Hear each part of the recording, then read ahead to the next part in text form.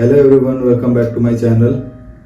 जैसा कि आप सब जानते हो कि मैं पिछले 5-6 साल से इस बैंकिंग एग्ज़ाम्स की फील्ड में हूँ और मैंने वेरियस एग्ज़ाम्स क्लियर किए हैं। मैं पहले पंजाब एंड सिंध बैंक में क्लर्क रहा हूँ, देन आफ्टर दैट मैंने SBI में SPO जॉब की है।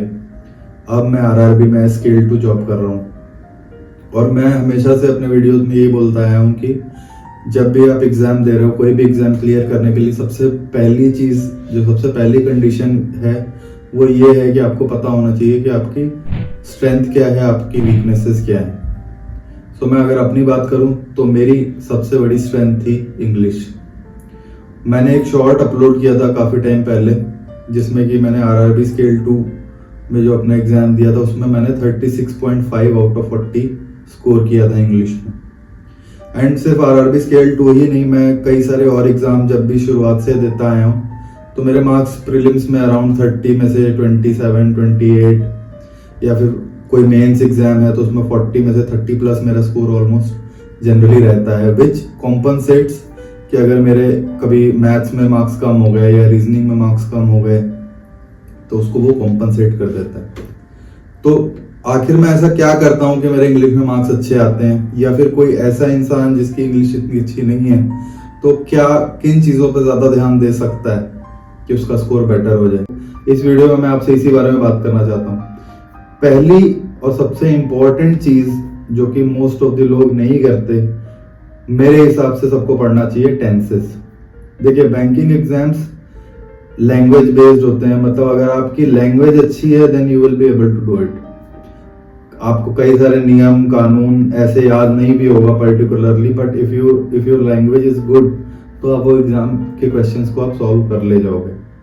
टेंसेस पढ़ने से क्या होता है कि टेंसेस पढ़ोगे, आप उसको ट्रांसलेशंस वगैरह करोगे तो आपकी इंग्लिश की एक लैंग्वेज बेटर होगी।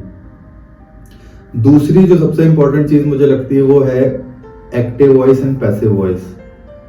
सेकेंड चीज आपको ये, सबसे पहले तो tenses, after that active passive voice, thirdly direct and indirect speech. ये 3 चीजें मुझे लगता है जो सबसे इंपॉर्टेंट है इंग्लिश को बेटर करने में। अगर आप इधर उधर कई सारी चीजें देखोगे कि मैं एंटोनिम सिनोनिम्स याद कर लूं, मैं वन वर्ड सब्स्टिट्यूशन याद कर लूं, I don't think that is going to help you in succeeding in English, at least in banking exams. SSC में होता है, SSC में आपको ये सारी चीजें वोकैब्स ज्यादा पढ़नी पड़ती है, बट इन तीनों चीजों में से भी अगर आप कोई एक चीज जिस पे बहुत ज्यादा फोकस कर सकते हो तो मुझे लगता है कि आपको टेंसेस पढ़ने चाहिए। एंड आफ्टर दैट टेंस अगर आप पढ़ोगे उसके बाद आप ट्रांसलेशन करिए, पैराग्राफ ट्रांसलेट करने की कोशिश करिए, और जो बड़े बड़े कॉम्प्रहेंशंस होते हैं, न्यूज़पेपर होती है, मैगजीन्स होती है, अगर आप वो पढ़ोगे देन ओवरऑल आपकी लैंग्वेज बेटर होती जाएगी। आपकी लैंग्वेज बेटर होती जाएगी तो आप बहुत अच्छे मार्क्स स्कोर कर सकते हो, मुझे ऐसा लगता है। क्योंकि इंग्लिश का कोई एक हार्ड एंड फास्ट रूल नहीं है। जैसे मैथ्स में हम बोलते हैं कि ये टॉपिक पढ़ लो, वो टॉपिक पढ़ लो, इस टॉपिक से इतने क्वेश्चन आएंगे, उस टॉपिक से इतने क्वेश्चन आएंगे। इंग्लिश में आप कोई भी टॉपिक पढ़ लो, जब तक कि आपकी इंग्लिश अच्छी नहीं हो जाएगी you will not be able to score well. आज के वीडियो में इतना ही, अगले वीडियो में कुछ और बातें होंगी। सो तब तक के लिए like, share, subscribe my channel and bye.